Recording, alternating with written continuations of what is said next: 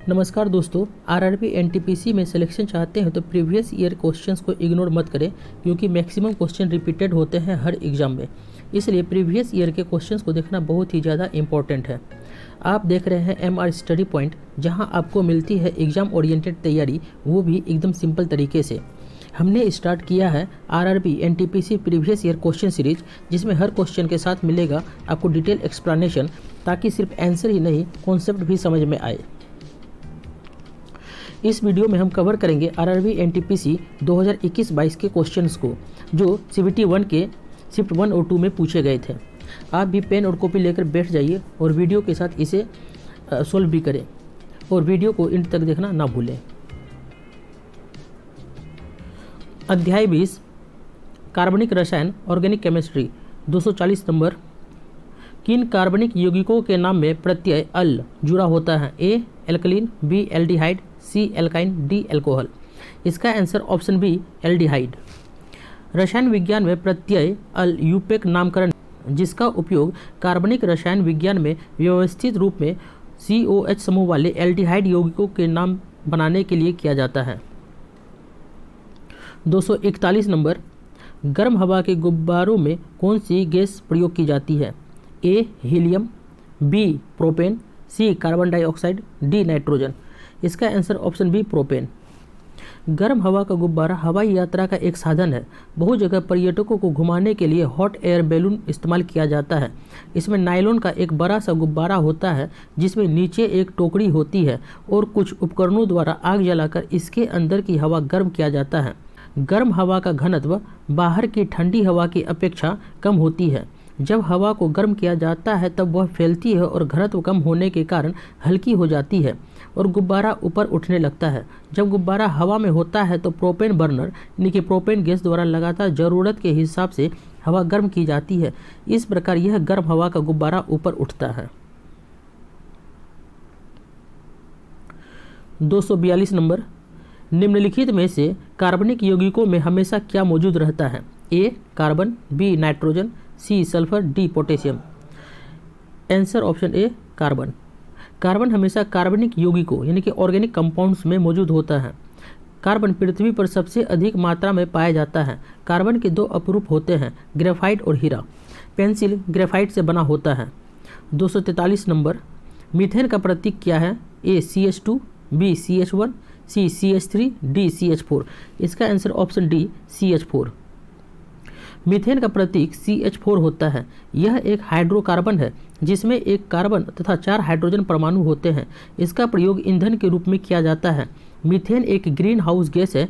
यह एल्केन श्रेणी यानी कि CnH2n+2 का प्रथम सदस्य है। 244 नंबर। प्रोपेन का रासायनिक सूत्र क्या है? ए C3H8, बी C5H10, सी CH2, डी C2H6। इसका आंसर ऑप्शन ए C3H8।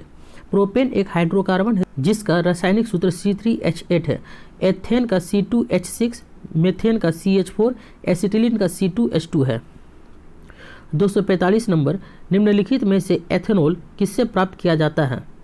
ए चावल, बी सूरजमुखी, सी गन्ना, D petrol. Answer option C गन्ना। एथेनॉल या इथाइल अल्कोहल C2H5OH का उपयोग मादक द्रव्य या शराब के रूप में किया जाता है। यह किसी भी शक्करमय पदार्थ यानी कि गन्ने का रस, ग्लूकोज, सोडा, महुए का फूल आदि या स्टार्चमय पदार्थ आलू, चावल, जौ, मकई आदि से प्राप्त किया जाता है। यह व्यापक पैमाने पर किण्वन प्रक्रिया द्वारा बनाया जाता है। C6H12O6 ये कार्बोहाइड्रेट है। जब ये टूटता है तो 2C2H5OH यानी कि एथिल अल्कोहल या शराब प्लस 2CO2 निकलता है। इसका उपयोग शराब बनाने में, दवाओं में प्रयुक्त टिंचर बनाने में तथा पारदर्शक साबुन बनाने में किया जाता है। इसका उपयोग मोटर व हवाई जहाज़ों में ईंधन के रूप में भी किया जाता है। 246 नंबर। पावर अल्कोहल और डैश एथिल अल्कोहल का मिश्रण है। A diesel, B petrol, C kerosene, D सरसों। Answer option B petrol. Power alcohol petrol और एथिल अल्कोहल का मिश्रण है। इसका प्रयोग इंजनों को चलाने के लिए में किया जाता है।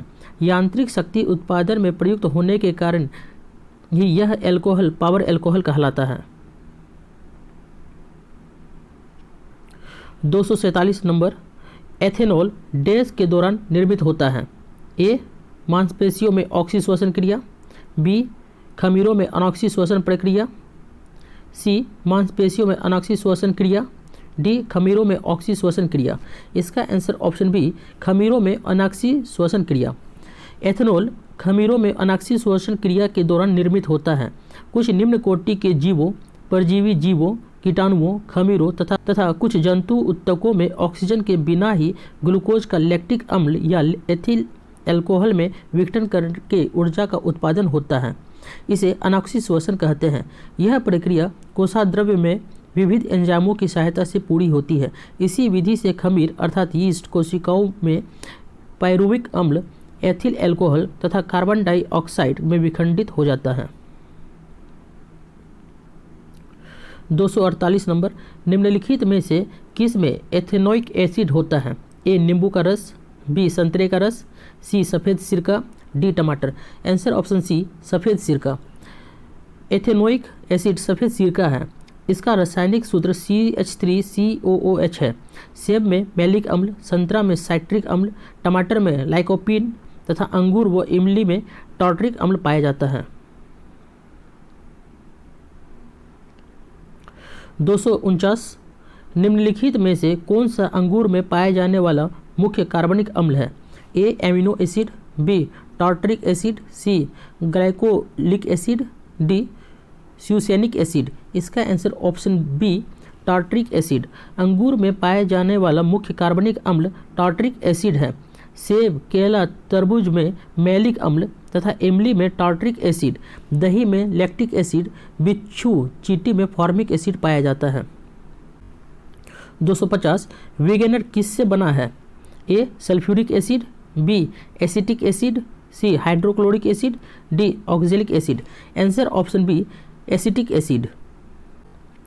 सिरका भोजन का भाग है जो पाश्चात्य, यूरोपीय एवं एशियाई देशों के भोजन में प्राचीन काल से ही प्रयुक्त होता आया है। इसका मूल भाग एसिटिक अम्ल का तनु विलयन है, पर साथ ही यह जिन पदार्थों से बनाया जाता है उनके लवण तथा अन्य तत्व भी उनमें रहते हैं। प्रायः भोजन में प्रयुक्त सिरके में 4% से 8% तक एसिटिक अम्ल होता है। 251, सिरके यानी कि विनेगर का इनमें से कौन सा प्रमुख संघटक अम्ल है? A nitric, B acetic, C humic, D oxalic. इसका answer option B acetic. Acetic अम्ल मुख्यतः सिरके में पाया जाता है। व्यापक स्तर पर इसे पायरोलिग्निस अम्ल से बनाया जाता है। सेलुलोज एसिटिक के रूप में यह फोटोग्राफिक फिल्म तथा रेयन बनाने में प्रयुक्त होता है। इसका 4 से 6% तनु विलयन सिरका कहलाता है। कुछ प्रमुख कार्बनिक अम्लों के प्राकृतिक स्रोत निम्नवत हैं। कार्बनिक अम्ल और प्राकृतिक स्रोत। फॉर्मिक अम्ल प्राप्त होता है लाल चिट्टी और मधुमक्खियों में, सिट्रिक अम्ल खट्टे फलों में, लैक्टिक अम्ल दूध में, ऑक्जेलिक अम्ल सॉरेल का वृक्ष, टार्टरिक अम्ल इमली व अंगूर में। 252, संतरे में कौन सा अम्ल पाया जाता है? ए एसिटिक अम्ल, बी टार्टरिक अम्ल, सी सैलिसिलिक अम्ल, डी साइट्रिक अम्ल। आंसर ऑप्शन डी साइट्रिक अम्ल। नींबू में साइट्रिक अम्ल पाया जाता है। यह मोनोहाइड्रोक्सी ट्राइकार्बोक्सिलिक अम्ल है। यह खट्टे फलों, नींबू, संतरा एवं आंवला आदि में पाया जाता है। एसिटिक अम्ल सिरके में पाया जाता है। टार्टरिक अम्ल इमली और अंगूर में पाया जाता है। सैलिसिलिक अम्ल दर्द निवारक दवाओं में के निर्माण में इसका प्रयोग होता है। 253, जब दूध खट्टा हो जाता है तो डैश का उत्पादन होता है? A lactose, B lactic acid, C salicylic acid, D linoleic acid. Answer option B lactic acid. खट्टे दूध में लैक्टिक अम्ल पाया जाता है। शारीरिक श्रम करते समय मांसपेशियों में इसी अम्ल के एकत्रित होने के कारण थकान का अनुभव होता है। सैलिसिलिक अम्ल दर्द निवारक दवाओं के निर्माण में प्रयुक्त होता है। 254 नंबर, चींटी के डंक में कौन सा अम्ल पाया जाता है? ए लैक्टिक अम्ल, बी मेथेनोइक अम्ल, सी एसिटिक अम्ल, डी टार्टरिक अम्ल। आंसर ऑप्शन बी मेथेनोइक अम्ल। स्रोत और अम्ल। चींटी के डंक में मेथोनिक अम्ल पाया जाता है। दही, जब दूध खट्टा हो जाता है तो उसमें लैक्टिक अम्ल पाया जाता है। सिरका में एसिटिक अम्ल पाया जाता है। इमली में टार्ट्रिक अम्ल पाया जाता है। 255 शीतल पेय में फ्रीज सनसनाहट उत्पन्न करने के लिए निम्नलिखित में से क्या मिलाया जाता है? ए कार्बोनिक अम्ल, बी सल्फ्यूरिक अम्ल, सी एसिटिक अम्ल, डी सिट्रिक अम्ल। आंसर ऑप्शन ए कार्बोनिक अम्ल। शीतल पेय पदार्थों में कार्बोनिक एसिड H2CO3 होता है। शीतल पेय में उच्च दबाव में कार्बन डाइऑक्साइड घोला जाता है। इस प्रक्रिया को कार्बोनीकरण कहा जाता है। यह पेय पदार्थों को अम्लीय स्वाद प्रदान करता है। इससे सनसनाहट उत्पन्न होती है तथा यह एक परिरक्षी के रूप में भी कार्य करता है। 256 नंबर, डैश एक सल्फर युक्त एमिनो अम्ल है? A serine, B tryptophan, C histidine, D cysteine. Answer option D cysteine. Cysteine एक सल्फर युक्त अमीनो अम्ल है जो पोल्ट्री, अंडे, डेयरी उत्पाद, लाल मिर्च, लहसुन और प्याज जैसे खाद्य पदार्थों में पाया जाता है। यह कोलेजन यानी कि बालों, त्वचा तथा नाखूनों के जनन एवं वृद्धि में एंटीऑक्सीडेंट के रूप में काम करता है। 257 अम्ल और उस पदार्थ जिसमें वह पाया जाता है का इनमें से कौन सा युग्म सुमेलित नहीं है? एस्कॉर्बिक अम्ल इमली, ये सुमेलित नहीं है।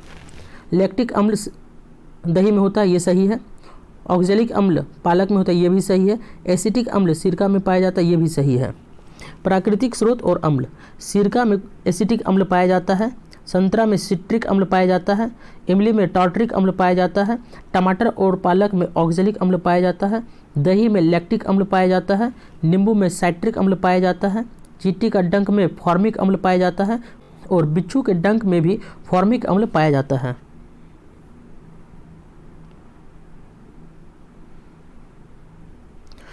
(258) लैक्टिक एसिड क्या है?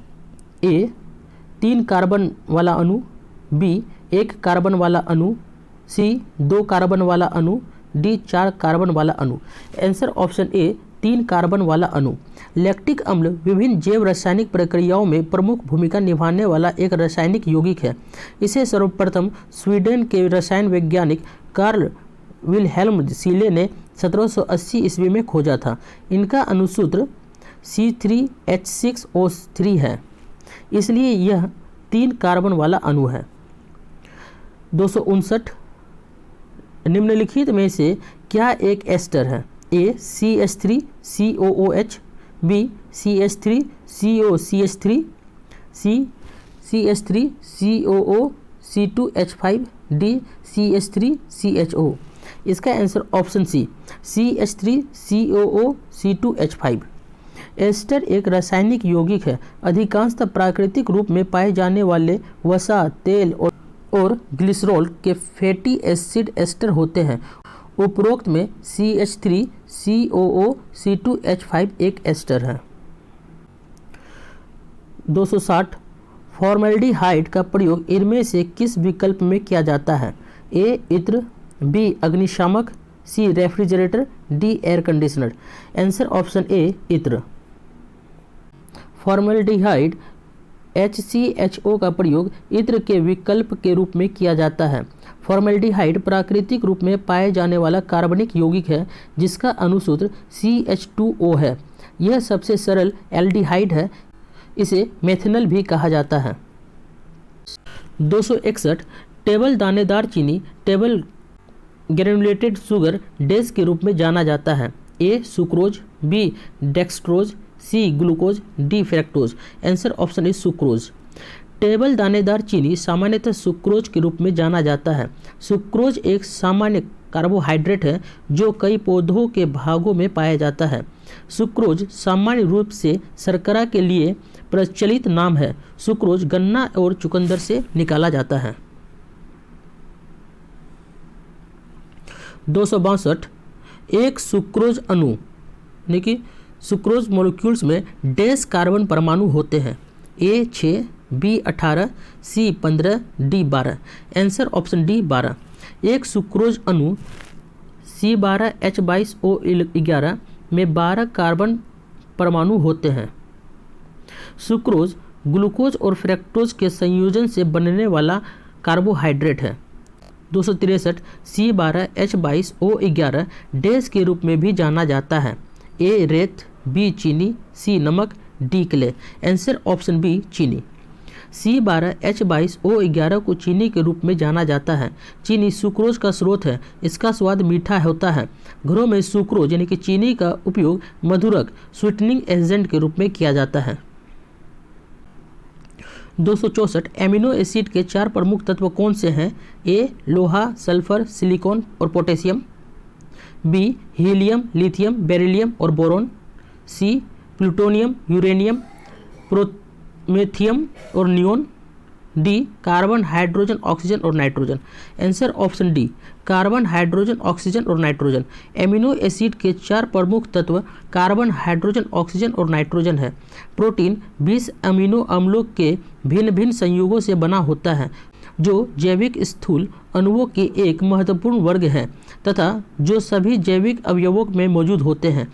यह मुख्य रूप से कार्बन, हाइड्रोजन, नाइट्रोजन, ऑक्सीजन और सल्फर तत्वों से बने होते हैं। सभी प्रोटीन एमिनो अम्ल के बहुलक हैं। 265 निम्नलिखित में से कौन सा जानवरों में मौजूद नहीं है जबकि पौधों में यह है? ए सेलुलोज, बी प्रोटीन्स, सी वसा, D starch. Answer option D starch. Starch या एमाइलम एक पॉलीसेकेराइड कार्बोहाइड्रेट है जिसका निर्माण ग्लूकोज मोनोसेकेराइड की इकाइयों की एक बड़ी संख्या के आपस में ग्लाइकोसिडिक बंधनों द्वारा जुड़ने के कारण होता है। यह सिर्फ पादपों में पाया जाता है। 266 ग्लूकोज में कार्बन के कितने परमाणु होते हैं? A 10, B 6, C 5, D 8। Answer option B 6। Glucose एक साधारण शर्करा है जिसमें कार्बन के 6 परमाणु, हाइड्रोजन के 12 परमाणु तथा ऑक्सीजन के 6 परमाणु होते हैं। इसका आणविक सूत्र C6H12O6 होता है।